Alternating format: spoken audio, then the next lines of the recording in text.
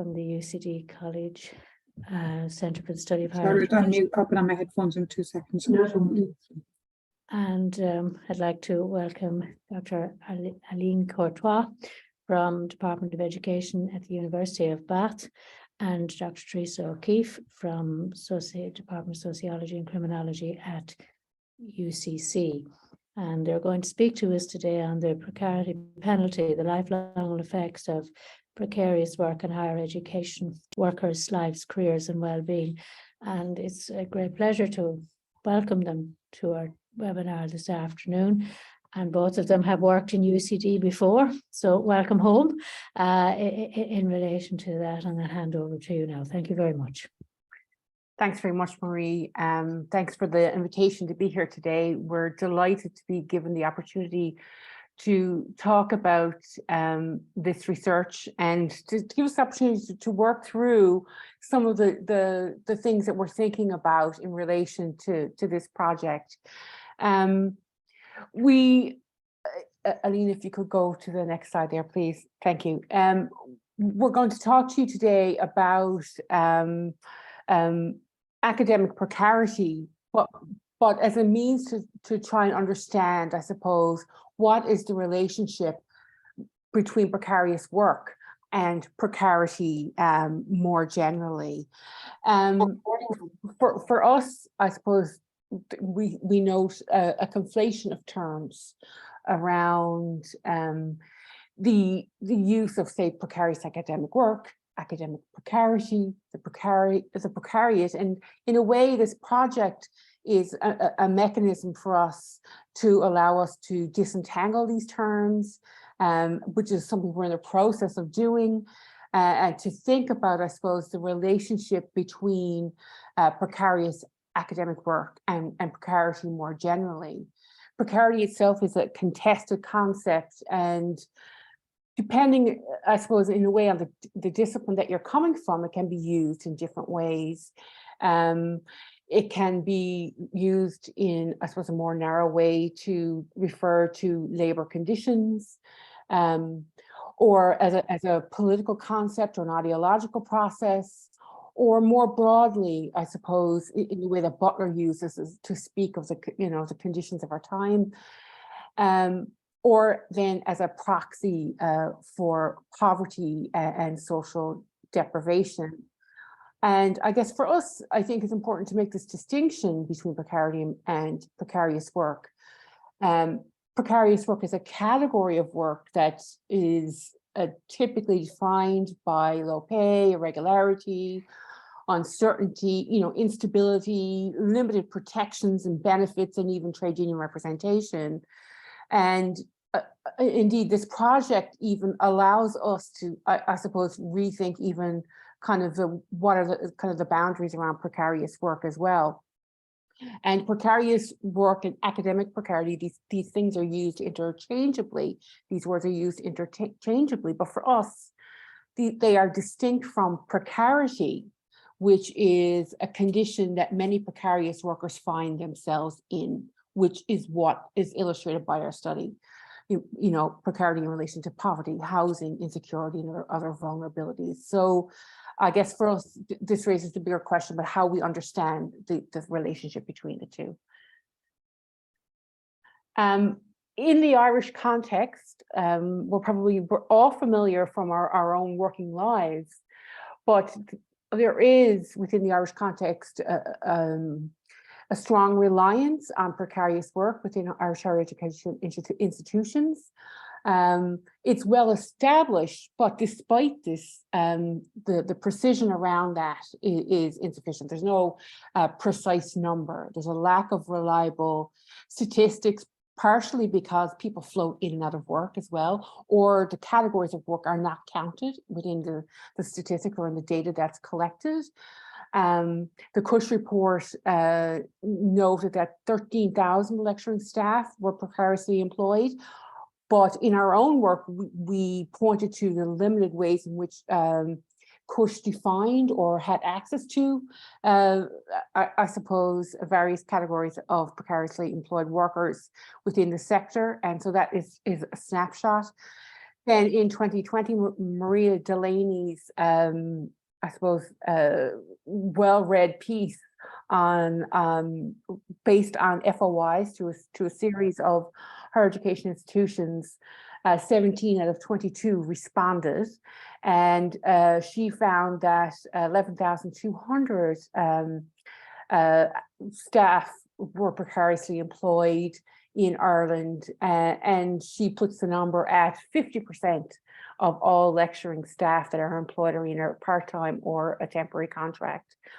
And I suppose the murkiness around this is even further emphasized by a 2018 study by the RIA, which tried to characterize early career kind of research in Ireland. And they too admitted that they were unable to put a precise number on it, and even to characterize it, you know, in terms of gender and other, I suppose, characteristics. So while we have made gains, and we would like to think that our own research has really driven kind of this or highlighted this need and driven other bodies to try and understand and highlight, I suppose, the lack of knowledge that actually exists around academic precarity and the extent of it within the Irish context. There's still more, I suppose, to be done in that regard. And the next slide, I think. And though we've worked previously on trying to kind of find, I suppose, or pinpoint the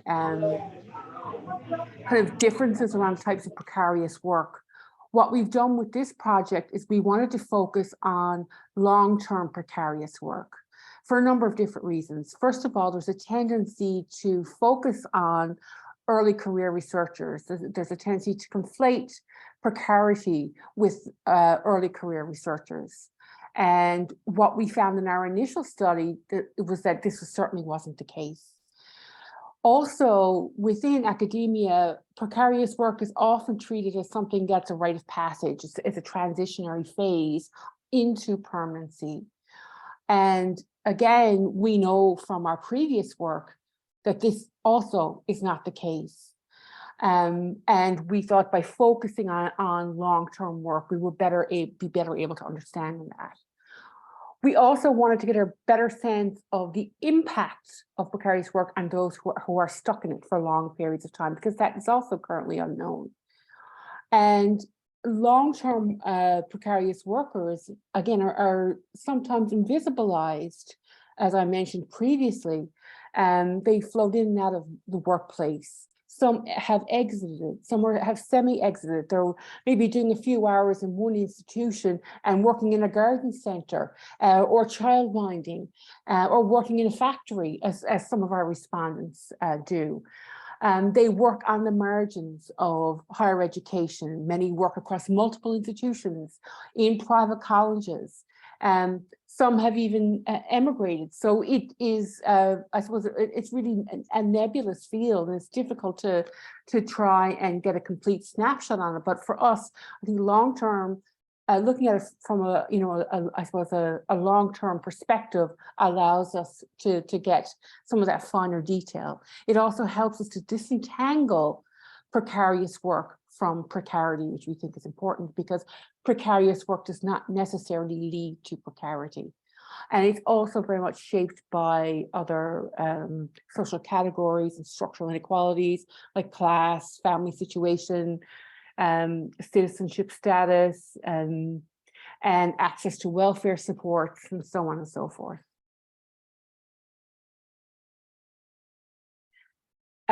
Now, our research on the precarity penalty began in 2020, in the middle of the pandemic, and so our interviews were conducted. We did 40 in-depth interviews online with people who were precarious workers in and out of the Irish higher education institutions for 5 years or more. And we were concerned with, I suppose, the overarching question is, how does one become precarious? And also whether or not there's a penalty for doing precarious work over a long period of time. Our respondents were mainly acquired through our social media outreach. Once people heard about the study, we were luckily overwhelmed with responses. Luckily and sadly, unfortunately, I suppose you could see it's a kind of a bittersweet in that regard. People wanted to, I mean, it was almost an act of resistance. People wanted to tell their stories as a way of shining light on, the problem with the system. And we thought that the life course, we used a life course approach to map out precarity journeys. So asking people to walk us through their kind of, I suppose, academic life course, as it were.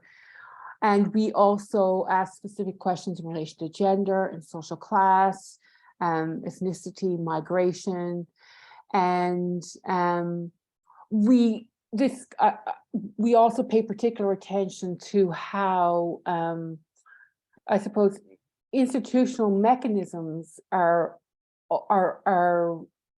revealed through the experiences of our respondents. And this is something that really came to fore when we look at the patterns that are found within the various precarity journeys. Okay, so this is a quick snapshot of our respondents. So you can see right away that we had way more women than men coming forward. And in terms of the disciplinary mix, the vast majority of our participants were from social science, art, humanities, and languages, with a few from STEM and other fields as well. So on one level, this does reflect our own networks because we recruited our participants via social media in particular. So the starting point was our own network, social science. But we also feel that it's not completely a coincidence that we have this kind of proportion coming through our sample as well. In the later phase, we try to target more specifically individuals who are working in STEM and also those for minoritized groups. But I mean, we don't claim in any way that it is representative of the situation. However, it would allow us to actually get a glimpse into how things look in sectors that are very different from the one we're coming from, and the different forms of precarious work that also emerge in the different fields. So 28 of our participants were born in Ireland. Some had international experience, mainly in the UK, because it's quite commonplace for, as you probably all know, for Irish academics to seek work in the nearby UK, even if it's for short-term experiences. 12 of our respondents can be categorized as international or migrant academics, and this is not at all a homogeneous category because there are variations between those who would come specifically to pick up a job, a particular post from abroad, and those who would have settled, for example, before starting their PhD and their academic career. So very different positions, but still. In terms of the time spent in precarious academic work, so half of those in our sample had spent less than 10 years, the other half more than 10 years, including some extreme examples, 15, 20 years, and so on. So initially, the way we recruited people, the way we advertised our study was by inviting anyone with at least 5 years of experience of precarious work at some point located in Ireland to come forward. We did not specify whether it had to be 5 years post PhD or not, because we wanted to include situations such as some of those we'll present in a second. So namely, people who got stuck doing their PhD and precarious work and who never really completed their PhDs, but whose stories are also part of the broader picture of academic precarity. And we also, as Theresa explained, wanted to include those who were kind of working, who would be missed in statistics because they work in slightly different circumstances. So they're not really doing typical academic work at a particular moment in time. Okay, so still, this is we had a vast majority of our respondents who came forward had been doing precarious work for way more than 5 years. So one of the first things that became really striking when we tried to put together those trajectories or timelines of precarity was that there was a huge diversity in terms of pathways, in terms of how people ended up trapped in precarious work over time. So some of them had actually engaged in international mobility, had hopped from one institution to another repeatedly. Others, on the contrary, maybe stayed in the institution where they started their PhD, for example, and stayed on for a decade or more. So very different trajectories in that sense, in the spatial sense, if you like. Some became stuck in short-term research work, so kind of confined to that segment, that specific segment of the academic labor market where you're basically available for short-term research contracts. And others were stuck in teaching work. So, you know, not because they'd chosen it, but because, you know, because of the opportunities they had, they ended up in that category where they were looking for teaching work because that's what they could have. Some were doing both, either alternating or simultaneously. Okay, so very different patterns there as well. Quite notably, a few of our respondents were relying on work outside the sector. So occasionally, in some cases, so for example, if they could not find an academic job at one point in time, they went and worked outside the sector. But in some cases, it was more like a consistent, continuous arrangement where they could not make enough money from academic work. So they had to sustain themselves financially by doing something else, and they tried to make it work that way. So that made the picture even more complex. Also, I suppose we spent some time trying to work out where those precarity journeys started and ending, because at some points it's not very clearly identifiable. When when do you stop being a student and when do you start being a precarious worker, for example? That's one of the questions. And also, when do you end being a precarious worker? Is it when you reach retirement age, as was the case for our respondents? Is it when you secure a CID, and what does that CID look like? So there are still many questions and many theoretical avenues around those questions. We found there were variations within types of non-permanent academic work, let's say, to try and include as many forms of work as possible, because as you can imagine, there are different types of work and they're not all equally precarious in terms of pay, in terms of duration, in terms of rights, and in terms of opportunities as well, because there is a difference between someone who would do, for example, a multiple year research fellowship or lectureship and would have an opportunity to maybe do research, publish, network, have funding for conferences, and also have the time and space to kind of become established in the workplace. And that would be a very different scenario from someone who is doing hourly paid teaching, so on very low pay and without rights and so on. But nevertheless, there can be an impression or a belief, if you like, that each job can play a role in a trajectory, that each job would be a stepping stone and that you might progress over time. But as we had found in her previous work, and as is really emphasized in the findings of our current project, that is not the case. And it's quite striking how trajectories are not linear at all in many cases, and they look more like roller coasters or suddenly falling off a cliff. So everything seems to go well and then it stops and there's no more work. So there are some examples on the next slide here to give you an idea. Okay, so this is to illustrate the kind of, these are two contrasting examples of single institution versus multiple institutions. So in the first case, the story is that the person started a PhD in the institution where they had done their masters, and they had started to get a little bit of tutoring work in that institution. But over time, the amount of teaching they had, the teaching workload increased. And it increased in different ways. Okay, in some cases, it looked like opportunities that the person thought they should seize. But in other cases, in one instance, for example, they were told that the pay, by a complicated mechanism I won't explain here, but the pay would be halved. So they had to take on more work just to keep going financially. So basically what happened over time is that that person had less and less time for the PhD and research activities or networking or anything else than that. And all the time was spent on poorly paid teaching work. And the PhD actually was not completed at that stage. So that's one way of getting stuck. And that person also did not feel that they could leave the institution because of that, because they didn't have a good enough research profile, because the PhD was not completed.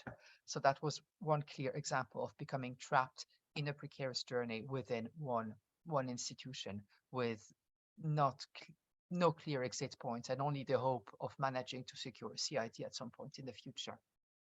The second example is very different. So that is someone who has been mobile, who has on some occasions secured work. That is less precarious, and that comes with opportunities, and that would be, perceived as leading to something better, okay, as being part of, an upward trajectory.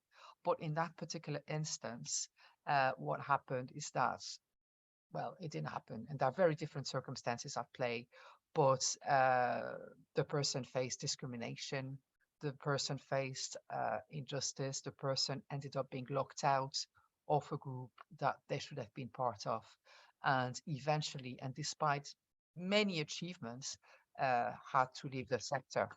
So this example and others, and I think we also need to make that quite clear, is that our respondents are very accomplished people. They have lots of publications, they've had great evaluations, great rapport with colleagues. So it's not, these are not stories of personal failures at all. Okay, so that's something we are trying to stress and illustrate through these different pathways as well. This is another example, if you like, of that kind of roller coaster and the idea of falling off a cliff. So this is someone who again started quite well, PhD, a good research fellowship, and then it all ended. So that's where they said they fell off a cliff. Unemployment, nothing, absolutely no prospects. And then luckily, in a way, full-time teaching, which looked promising, which was a completely different experience in terms of feeling integrated momentarily in the department and so on. But then after that, nothing, falling off a cliff again, and nothing else but hourly paid work, which in that instance, the person could not sustain financially. Okay, so they had to actually pick up work outside the sector and try and live on that. So that gives an idea, I suppose, of the roller coaster and the many different, I don't really have time to go into detail about that. There are, if you like, if you look closely, some pinch points or some stages where the circumstances are not great, okay, where because of financial reasons, for example, the person cannot take full advantage of the opportunities that may or may not be there. But all in all, it's also really like, structural issues that come to the fore rather than personal failures. So when we look at these kind of trajectories over time, what becomes, I suppose, quite evident, first of all, is that it's important to look at those trajectories because it tells us a number of different things. And what we see is that there are a series of penalties that are levied against those who are doing precarious work over long periods of time. And each of these penalties contributes further to the trapping of the precarious worker within the cycle of precarious work, something that we referred to previously in our work as the hamster wheel of precarity, meaning that the worker is taking on all of these forms of devalued work with fewer exit points into precarious, into permanent work, or even difficulties exiting out of academia altogether. And the penalties that we have, I suppose, that are commonly coming to the fore are a time penalty, a financial penalty, a professional penalty, a penalty in relation to intimacy, relationships in the life course, and a health and well-being penalty, which are overall contributing to precarity, general condition of precarity for these precarious workers.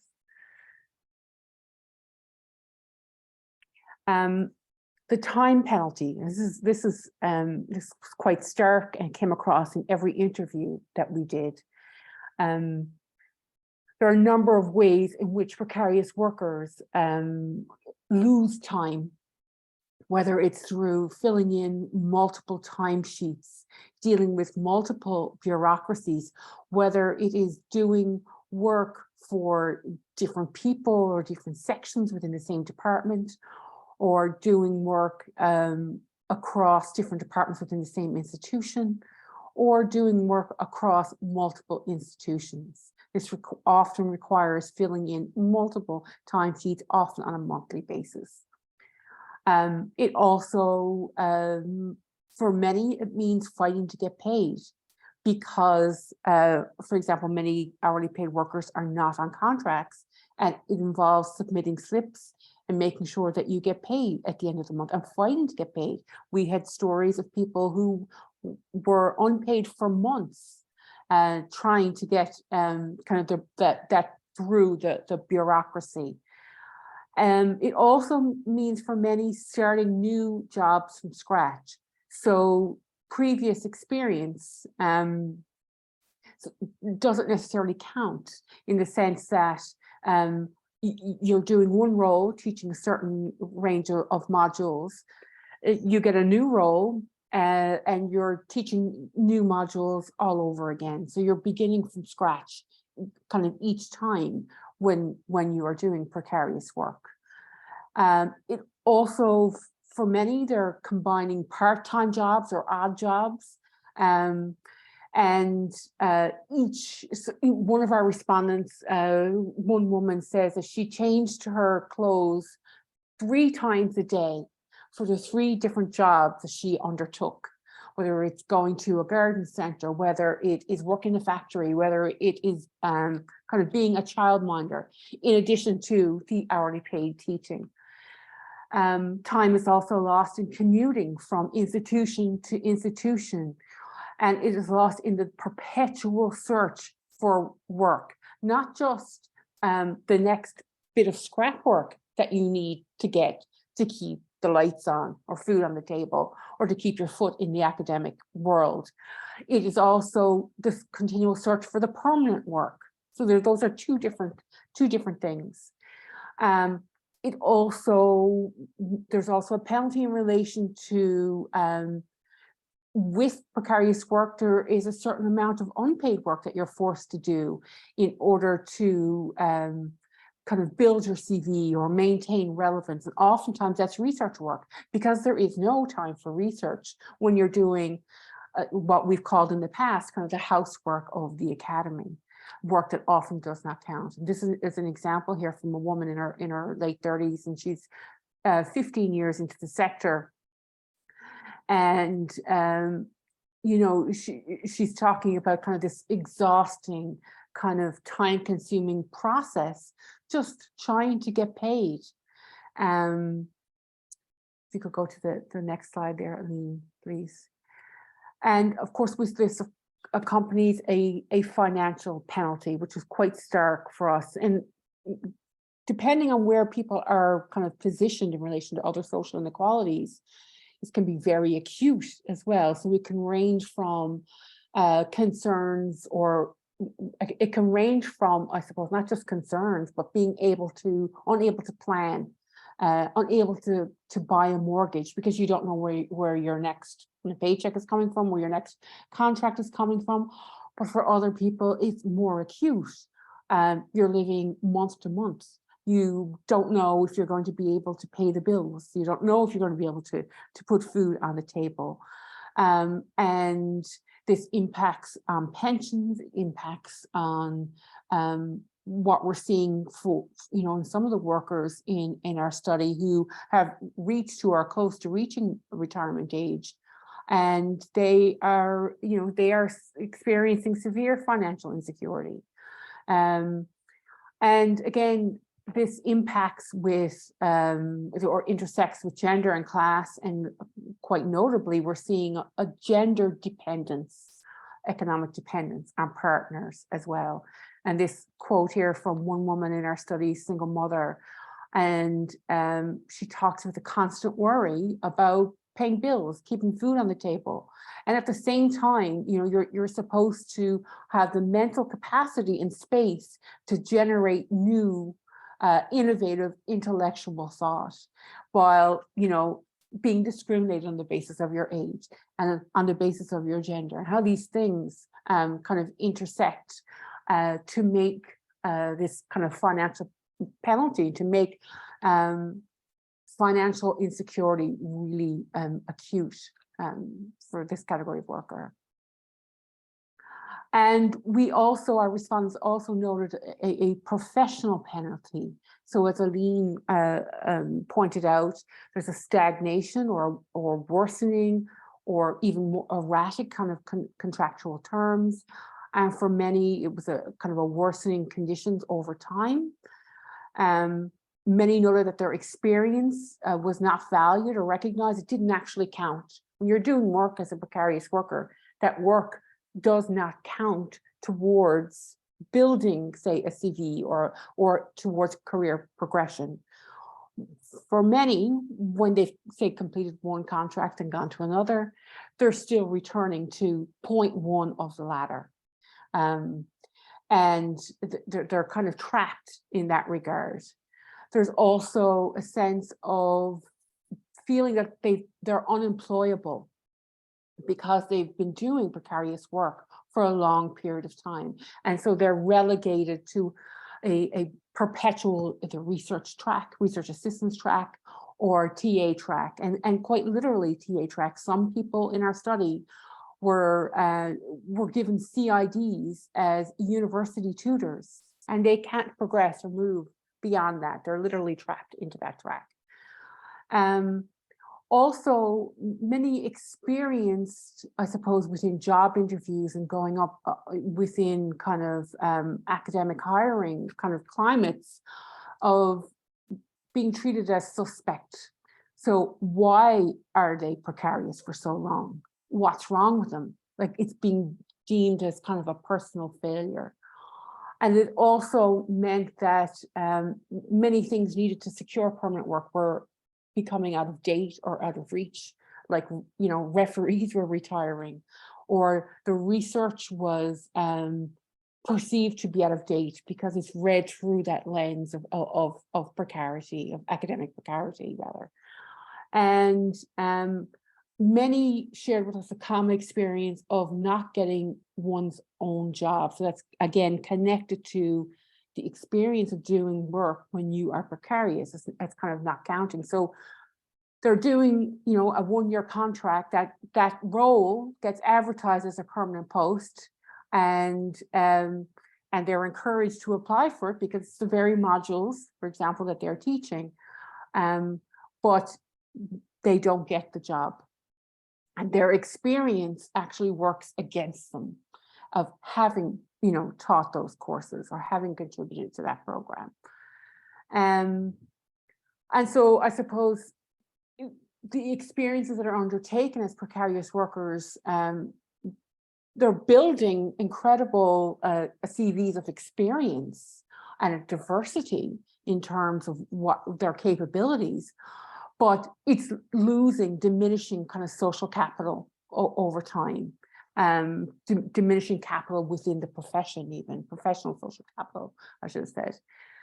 And so these time and financial penalties then further, I suppose, trap these precarious workers because it limits their ability to refuse that type of work that is devalued.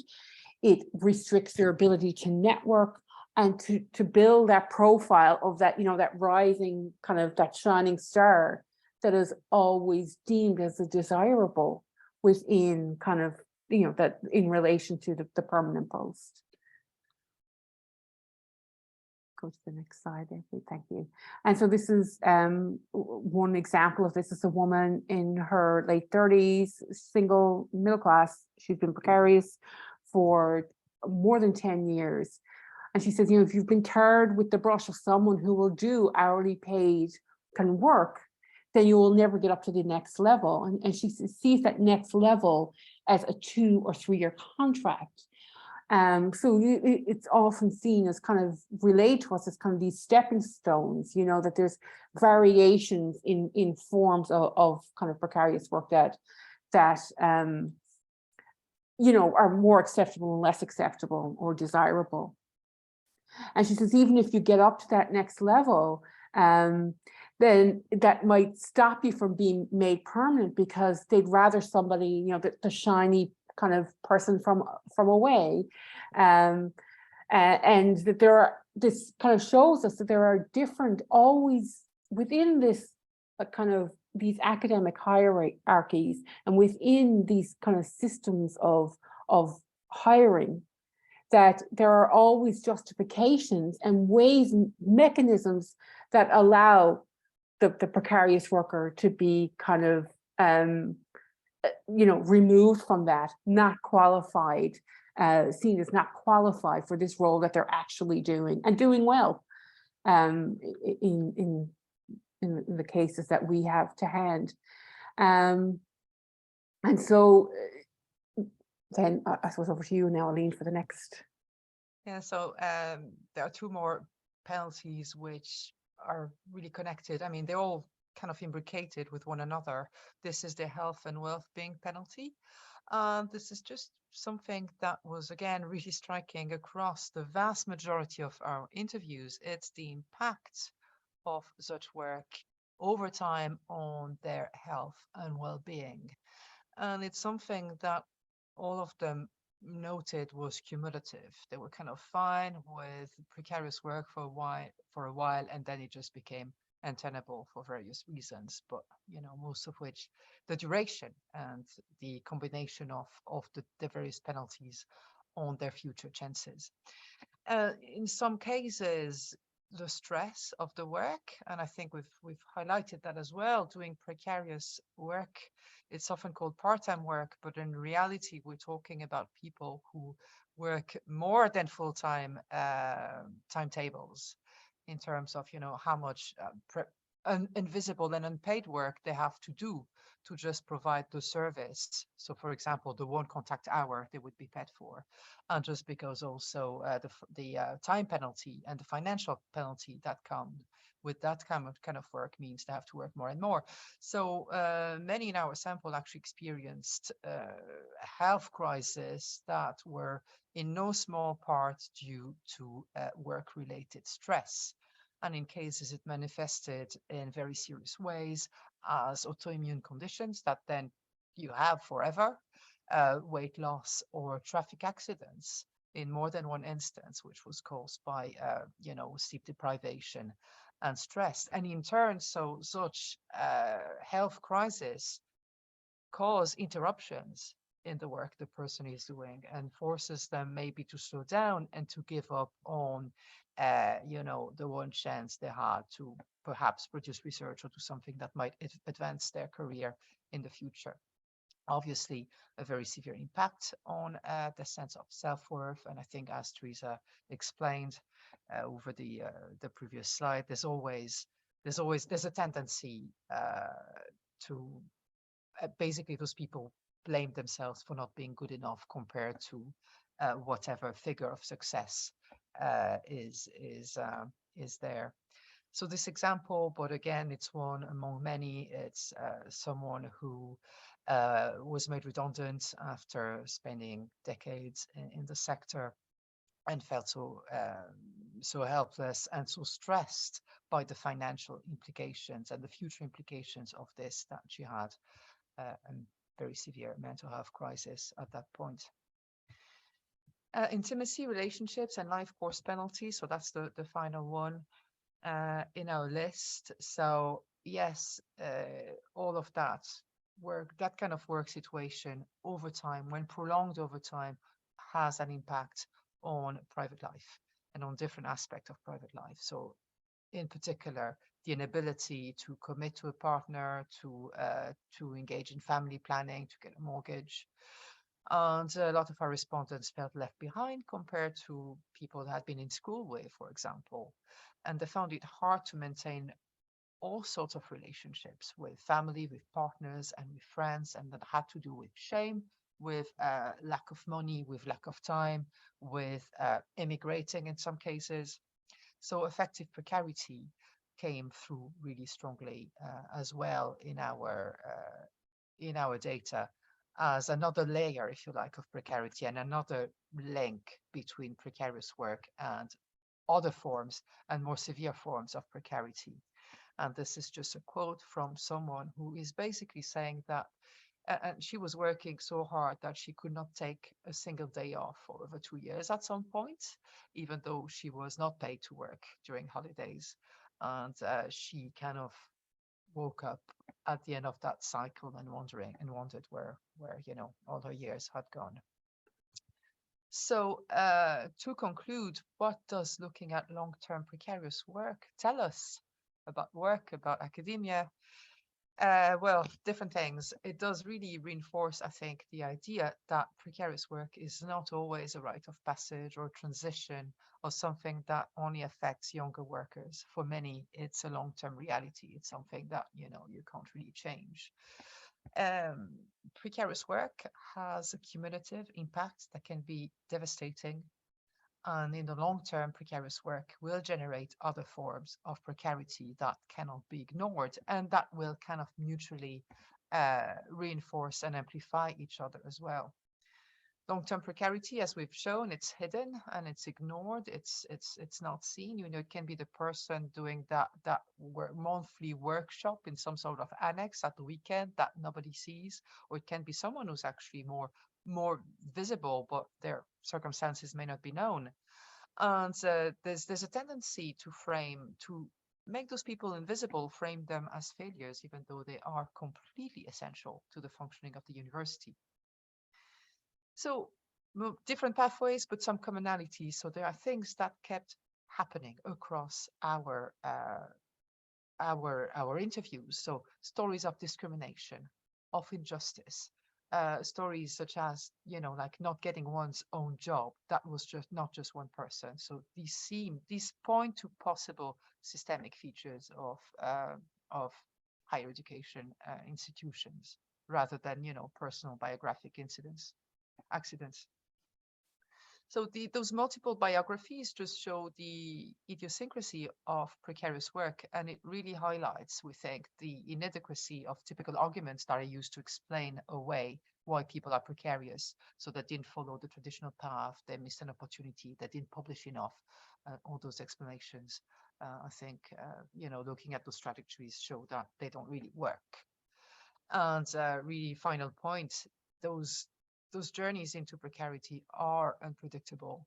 We didn't spend that much time talking about that today, but they are also shaped by wider social inequalities. So the impact of social class, of access to resources, of family situation, of being a migrant or not, all of those structural factors also shape those precarity journeys.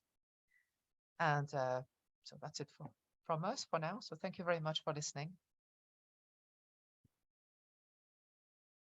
Okay, thank you very much, Aline and Theresa. And now I open it up to the participants for questions.